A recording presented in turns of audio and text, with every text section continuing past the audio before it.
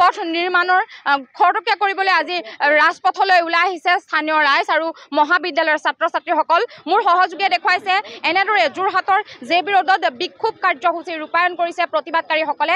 ৰাষ্ট্ৰীয় ঘাইপথ ককিলামুখ সংযোগী জগন্নাথ বৰুৱা পথৰ লেহেমীয়া পুনৰ নিৰ্মাণ কাৰ্য আৰু বিভাগীয় সেমাহীৰ বিৰোধিতাৰে এনেদৰে প্ৰতিবাদ কৰিবলৈ ওলাই আহিছে স্থানীয় ৰাইজসকল। আৰু 2019 চনৰ পৰা আচলতে বহু প্ৰতিবাদ কৰা হৈছিল। সেই প্ৰতিবাদৰ অন্তত 2023 বৰ্ষত জে.বি. ৰোড বাইপাছৰ পৰা ককিলামুখ সংযোগী পথটো নিৰ্মাণৰ বাবে পুঁজি আবণ্টন দিয়া হ'ল যদিও বিগত এটা বছৰে অতি লেহেমীয়া গতিয়ে ইয়াৰ কাম হৈছে। যিহেতু 30% কামো বৰ্তমানৰ সময়লৈকে হোৱা নাই, তাৰে বিৰুদ্ধে আজি ওলাই আহিছে গাঁওবাসী ৰাজপথলৈ। মই কিছু মন্তব্য ল'বলৈ চেষ্টা কৰিম, কিয়নো বহু প্ৰতিবাদ কৰা হ'ল। তাৰ সেই প্ৰতিবাদৰ অন্তত 2023 বৰ্ষত পথছোৱা নিৰ্মাণৰ বাবে আবণ্টন দিয়া হৈছিল, কিন্তু তাৰ পাছত অতি লেহেমীয়া গতিৰ পথ নিৰ্মাণ হোৱাৰ বাবে আজি আপোনালোকে ৰাজপথলৈ ওলাই আহিছে। কি ক'ব, প্ৰতিবাদস্থলীৰ পৰা কি আহ্বান জনাব? এতিয়া চাওক, এই পথছোৱাৰ উন্নয়ন তথা মেৰামতিৰ বাবে আমি 2019 চনৰ পৰা ধাৰাবাহিকভাৱে আবেদন নিবেদন কৰি আহিছোঁ, কিন্তু বহুবাৰ আবেদন নিবেদন কৰাৰ পাছতো বহুবাৰ স্মাৰকপত্ৰ দিয়াৰ পাছত বিধায়কগৰাকী নিজে আহি এই জগন্নাথ বৰুৱা পথটোৰ আধাৰশিলা কৰি যায়। কিন্তু আধাৰশিলা কৰি যোৱা আজি এবছৰ সম্পূৰ্ণ হ'ল। যিগৰাকী ঠিকাদাৰে কাম কাজবিলাক চাইছে তেখেতে 30% কাম কৰিবলৈ ব্যৰ্থ হোৱা পৰিলক্ষিত হৈছে। গতিকে আমি চাওক, আমি ঠিকাদাৰগৰাকীক দেখিবলৈ পাইছোঁ যে তেখেতে এসপ্তাহ কাম কৰে, এমাহ শুই থাকে। কিন্তু আমি তেখেতক স্পষ্টভাৱে সকীয়াই দিব বিচাৰিছোঁ যে বালিগাঁও অঞ্চলত আচলতে উন্নয়নৰ লগত তেনেকুৱা ভেকু ভাওনা আৰু কেতিয়াও আমি সহ্য নকৰোঁ। আজি বালিগাঁওবাসী ৰাইজ ওলাই আহিছে। আমি অনাগত দিনত যদি আমি ইয়াৰ এটা কোনো সুফল নাপাওঁ, তেতিয়া কিন্তু বালিগাঁওবাসী ৰাইজে যিখিনি কাৰ্যসূচী প্ৰশাসনিক চৰকাৰযন্ত্ৰ আমাক কৰিবলৈ বাধা প্ৰদান কৰে, যেনে গড় কাপ্তানি বিভাগৰ কাৰ্যালয় ঘেৰাও, পথ অৱৰোধ কাৰ্যসূচী, ইত্যাদি ধৰণৰ কাৰ্যসূচী আমি হাতত ল'বলৈ বাধ্য হ'ম।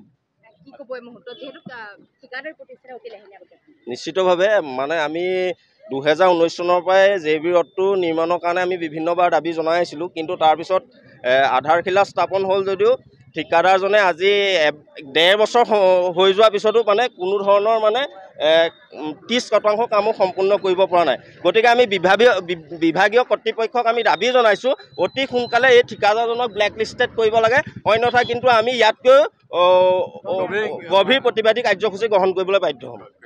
হয়, এনেদৰে আজি প্ৰতিবাদী কাৰ্যসূচী ৰূপায়ণ কৰিছে মহাবিদ্যালয়ৰ ছাত্ৰ ছাত্ৰীসকলো ওলাই আহিছে। যিহেতু এইটো পথতে কেইবাখনো বিদ্যালয় আছে, মই তেওঁলোকৰ কিছু প্ৰতিক্ৰিয়া ল'বলৈ চেষ্টা কৰিম। যিহেতু তোমালোক এই পথছোৱাইদি অহা যোৱা কৰা কেইবাখনো বিদ্যালয় মহাবিদ্যালয় আছে, আজি এনেদৰে তোমালোক ৰাজপথলৈ ওলাই আহিছা শিক্ষানুষ্ঠান এৰি, কি ক'বা? আপোনালোক চবেই দেখিছে এতিয়া ৰাস্তাটোৰ অৱস্থা। এম্বুলেঞ্চ আহিলেও ইমান এই ৰাস্তাটোত আহিবলৈ বহুত অসুবিধা হয়। এতিয়া বৰষুণ দিলেও ৰাস্তাটো বহুত বোকা হৈ যায়, বহুত ডাঙৰ ডাঙৰ গাঁত আছে, আহিবলৈ বহুত দিগদাৰ হয়। গতিকে জে.বি.টো সোনকালে নিৰ্মাণ কৰিব লাগে। কলেজলৈ অহাটো বহুত প্ৰব্লেম হয়। এনেদৰে আজি আচলতে প্ৰতিবাদী কাৰ্যসূচী ৰূপায়ণ কৰিছে। কি ক'ব এই মুহূৰ্তত, কিয়নো এই পথছোৱাই যথেষ্ট অসুবিধাৰ সন্মুখীন হৈছে সাধাৰণ জনতা? আচ্ছা, আমাৰ যোৰহাট বালিগাঁও আঞ্চলিক যুৱ ছাত্ৰ পৰিষদ আৰু আমাৰ সকলো ৰাইজ মানে ইয়াত সৰু ডাঙৰ সকলোৱে মিলি আজি এই প্ৰতিবাদ কাৰ্যসূচী কৰিছোঁ। কিন্তু এটাই বেয়া লাগিছে, এটা পুৰণা এখন গাঁও জগন্নাথ বৰুৱা পথ, এই জগন্নাথ বৰুৱা পথটো কেলৈ দিলে? অসমৰ প্ৰথম BA পাছ কৰা এজন পুৰুষ, তেখেতৰ নামতেই এই ৰাস্তাটো দিলে। কিন্তু এই ৰাস্তাটোত আজি আপোনাক গাড়ী এখন মাতো, এম্বুলেঞ্চ এখন ক'লে আমি জে.বি. ৰোডলৈ যাবলৈ ভয় কৰোঁ। কেলে ক'লে ইমান এটা বেয়া ৰাস্তা যে একো মানে যাবলৈ ভয়ে লাগে, ৰোগীৰ মানে মৃত্যুমুখত পৰা নিচিনাকৈ পৰে। আৰু সেয়েহে আমি এই ঠিকাদাৰজনক আমি ইঞ্জিনিয়াৰ কৰ্তৃপক্ষৰ PWD ডিপাৰ্টমেণ্টৰ সকলোকে ক'লোগৈ, ইঞ্জিনিয়াৰক ক'লোঁ, চিফ ইঞ্জিনিয়াৰক ক'লোঁ।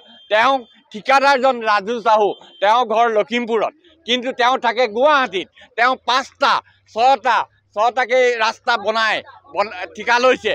কিন্তু আমাৰ এই জে.বি. ৰোডটোত ইমান লেহেমীয়া গতি ক'লে ক'ব নোৱাৰি। 1,25,00,000 টকা অলৰেডি মই ডিপাৰ্টমেণ্টৰ পৰা গম পাইছোঁ ঠিকাদাৰজনে লৈ গ'ল। কিন্তু এতিয়া আমি এইটোৱে অনুৰোধ কৰিছোঁ মানে ৰাইজক, ৰাস্তাটো অতি সোনকালে আমি যদি আৰু পৰৱৰ্তী কাৰ্যসূচী নোলোৱাকৈ সোনকালে কামটো কৰি দিয়াৰ বাবে আমি আবেদন জনাইছোঁ।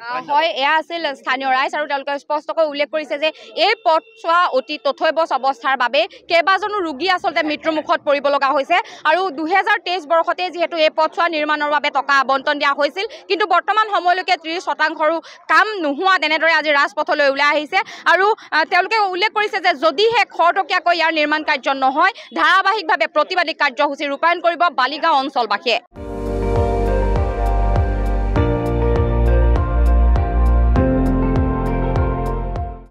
আপুনি চাই আছে ND24, সৰ্বশ্ৰেষ্ঠ নহয় সৰ্বোত্তমৰ দৌৰত।